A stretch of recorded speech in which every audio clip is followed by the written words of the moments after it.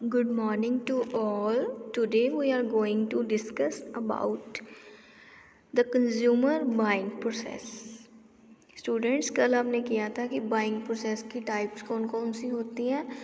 आज हम करेंगे कि उसका प्रोसेस कैसा होता है, स्टेप बाय स्टेप कौन सी चीज़ को कैसे रिकॉग्नाइज करता है, कैसे सर्च करता है, कैसे इवेलुएट करता है, देन उसका क्या लास्ट में डिसीजन होता है, फिर देन पोस्ट परचेज डिसीजन।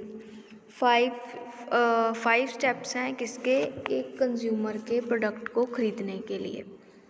कौन कौन सी है? First of all, recognition of need, information search, evaluation of alternatives, purchase decision and post purchase evaluation. Now explain the one by one. अब बायर डिसीजन प्रोसेस होता है one by one. ऐसे आप अपने MST final exam में flow chart कर सकते हो, बना सकते हो।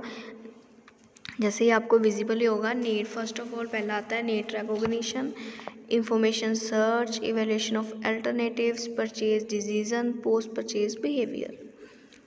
Next first one is need recognition. अब एक कस्टमर को क्यों खरीदना चाहता है, क्या ज़रूरत है उसको खरीदने की प्रोडक्ट को, या कोई प्रॉब्लम है उसके अकॉर्डिंग वो चीज़ को खरीदना चाहता है, या वो जो चीज़ है वो एक्सटर्नल भी हो सकती है और इंटरनल वे में भी हो सकती है।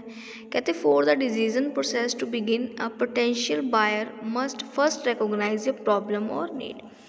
जो भी उसको कोई चीज़ खरीदने की ज़रूरत है या प्रॉब्लम कोई आ गई है, उसके अकॉर्डिंग उसे चीज़ खरीदनी पड़ रही है, वो एज ए इंटरनल भी हो सकती है, एज ए इंटरनल भी हो सकती है। जैसे लेट्स सपोज आपको भूख लगी है। अब आपको कोई ये बता तो नहीं रहा ना कि आपको भूख लगी है, आप ये चीज़ खा लो। वो आपका इंटरनल स्टिमुलस है जो आपको खुद से एक चीज़ को क्रिएट करवाता है कि यार मेरे को भूख लगी है, मैंने खाना खाना है।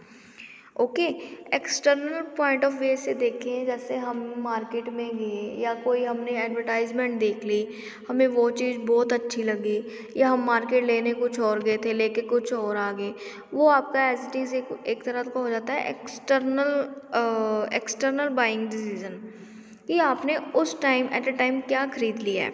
ओके, नेक्स्ट आता है हमारा second one is information research. अब इंफॉर्मेशन रिसर्च क्या है? जो भी आपने रिसर्च करना है उसके बारे में इंफॉर्मेशन को कैसे कलेक्ट करना है। Information can be obtain from personal भी हो सकती है, कमर्शियल भी हो सकती है, पब्लिक भी हो सकती है। अब जो पर्सनल रिसर्च है उसमें आपके आ जाएंगे family, friends, neighbours and acquaintances. जो आपके कमर्शियल सोर्सेज हैं उसमें आ जाएंगे advertising, sales peoples, dealers, packaging and displays. Okay, public में आ जाएंगे restaurant, editorials, traveller section, consuming rating organisation. कि आपने जो भी कोई डिसीज़न बाय करना है उसके रिगार्डिंग किस किस में इंफॉर्मेशन को कलेक्ट करना है, पहले उसके अकॉर्डिंग कौन सी चीज़ खरीदनी है, चाहे वो एडवर्टाइजमेंट के थ्रू खरीदो, चाहे वो पब्लिक प्लेस में जाके खरीदो, ठीक है, चाहे वो अपने कुछ खाना है वो रेस्टोरेंट में खाओ जाके, वो सब किस में आता है, इंफॉर्मेशन रिसर्च में। Next third one is evaluation of alternatives. जो भी आपने रिसर्च किया, देन आपने पहले नीड थी आपको, उसके बाद आपने क्या किया था, इंफॉर्मेशन सर्च की थी, फिर उसके बाद आपका आता है इवेल्यूएट कैसे करना, उस चीज़ को इवेल्यूएट कैसे करना, उसका बेस्ट अल्टरनेटिव कैसे निकालना, रिजल्ट जिसको हम रिजल्ट कहते हैं। We evaluate the available alternatives on following basis, price, convenience and taste. अब जैसे कोई भी चीज़ आपका मन करा खाने का, आपने एक एट अ टाइम मैंने जाना है, मैंने खानी है, किसी भी रेस्टोरेंट में जा खाओ, चाहे आपकी जैसे आपका दिल करे, बट वो एक्चुअल में इवेल्यूएट आपका रिजल्ट कैसा, आपका टेस्ट कैसा, आपका कन्वीनियंस कैसी है, वो प्राइस कहाँ डिपेंड करता है, फिक्स प्राइस है, रीजनेबल प्राइस है, customer rank attribute and from purchase intention. आपकी इंटेंशन से पता चलता है कि एक्चुअल में आप क्या खरीदना चाहते हो, आप किस रैंक तक बिलोंग करते हो, ठीक है। Sometime we are influenced by past experience and opinions of other. कुछ टाइम के लिए होता है कि पास्ट एक्सपीरियंस को लेके अदर पीपल्स को भी ओपिनियन करना पड़ता है। ओके, ये था इवैल्यूएशन की बेस्ट रिजल्ट को कैसे फाइंड आउट करना। Then fourth one is purchase decision. अब आपने पहले नीड भी कर ली, फिर सर्च भी कर ली, फिर इवेल्युएट भी कर लिया।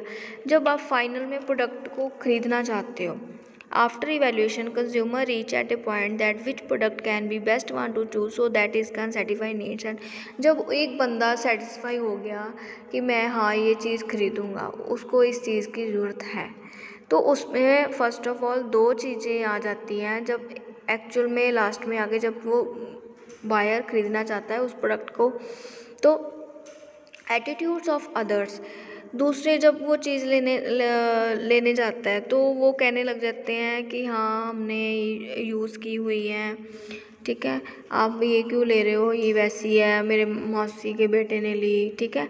फिर दूसरा आता है अनएक्सपेक्टेड सिचुएशनल फैक्टर्स। इसमें क्या होता है कि उस टाइम आप जैसे कोई चीज़ लेने जाते हो, आप एक्सपेक्ट करके जाते हो घर से कि मैंने ये चीज़ खरीदनी है जाके, सो दैट खरीदनी है। अब बाई चांस आपकी जेब कट जाए, रास्ते में आपका एक्सीडेंट हो जाए, ठीक है, कुछ मिस हैपनिंग हो जाए एकदम घर से निकलते ही, वो एक अनएक्सपेक्टेड सिचुएशनल फैक्टर बन जाता है किस टाइम जब आप एक प्रोडक्ट को खरीदने जाते हो। ओके, वो आपका बन जाता है फिर purchase decision. Then last one is post purchase behaviour. Post purchase behaviour में क्या आएगा, the smaller the gap between customer expectations and perceive performance the greater the customer satisfaction. कि जो भी आपने कस्टमर और स्मॉलर कस्टमर में गैप बिटवीन किया था, एक्सपेक्ट किया था, उनकी परफॉर्मेंस कैसी है, वो उस प्रोडक्ट को लेके सेटिस्फाई हैं या नहीं है। ले लिया है तो कह रहे चलो कोई बात नहीं ले लिया, वो उसके नीड्स एंड डिज़ायर को लेके मैटर करता है, ना कि उसको सिर्फ प्रोडक्ट दे दिया तो वो चीज़ यूज़ कर लेगा, दैट्स इट, ठीक है। जब वो पूरी तरह सेटिस्फेक्शन नहीं होगा तो आप पोस्ट परचेज बिहेवियर का भी कोई फ़ायदा नहीं है। नेक्स्ट ये थे आपके 5 बेटा buying decision making. Then fourth अगला नेक्स्ट स्टेप आता है आपका factor influencing customer behaviour. Factor influencing consumer behaviour, कौन कौन से ऐसे फैक्टर्स हैं जो हमारे इन्फ्लुएंस में कस्टमर के बिहेवियर को इफेक्ट करते हैं। फर्स्ट ऑफ ऑल पहले हम कंज्यूमर बिहेवियर का मीनिंग कर लें। Consumer behaviour refers to all the processes related to what, why, how, when, from home consumer purchase and pay for a product and how they consume dispose of it in order to meet their needs. कहते consumer behaviour का के refers क्या है, वो कौन से process के related है कि कौन सा प्रोडक्ट कब क्यों खरीदना चाहता है, कैसे, कब, किसके लिए, कि इस प्रोडक्ट को ख़रीदने में वो क्या पे करेगा, उसकी जो भी वो लेना चाहता है कितना कंज्यूम कर पाएगा, वो उसकी नीड्स एंड डिज़ायर को देख के कि कस्टमर का बिहेवियर कैसा है, वो कंज्यूम चीज़ को कंज्यूम कैसे करता है। ओके, देन एक डेफिनेशंस कर लेना बेटा, डेफिनेशंस बाय फिलिप कोटलर की, ठीक है। देन हम आगे करते हैं कि ऐसे कौन से फैक्टर हैं जो इफेक्ट करते हैं कंज्यूमर के बिहेवियर को इन द रिटेलर या इन द मार्केटिंग या इन द बिजनेस। बेसिकली हमारे सिलेबस में ऐसे बहुत से फैक्टर्स हैं कि जो इफेक्ट करते हैं कंज्यूमर के बिहेवियर को, बट हमारे सिलेबस में सिर्फ सोशल फैक्टर्स इन्फ्लुएंसिंग है जो एक बाइंग की डिसीजन के रिटेलिंग में इफेक्ट करते हैं। कुछ सम पॉइंट्स हैं सोशल फैक्टर्स के, जैसे reference group, small group of people such as colleagues at work place, friends etcetera influence value and choice of other members, expose them to new lifestyle and create pressure to choose certain product, example mobile। Let's suppose जैसे आप एक job में जाते हो, वहाँ काम करते हो, आपके फ्रेंड सर्कल बन जाता है, वहाँ पे ग्रुपिज़म हो जाती है। वो कहते हैं कि अगर आप हमारा जैसे कहते हैं लाइफस्टाइल चेंज होना एक जॉब के रिगार्डिंग या एक बिज़नेस के रिगार्डिंग, अगर वो लेट्स सपोज वो फ्रेंड्स आपके वो फ़ोन यूज़ कर रहे हैं, आपका भी ऑब्वियसली मन होगा कि यार मैं भी ये फ़ोन यूज़ करूँगा या मेरा मन है, ठीक है।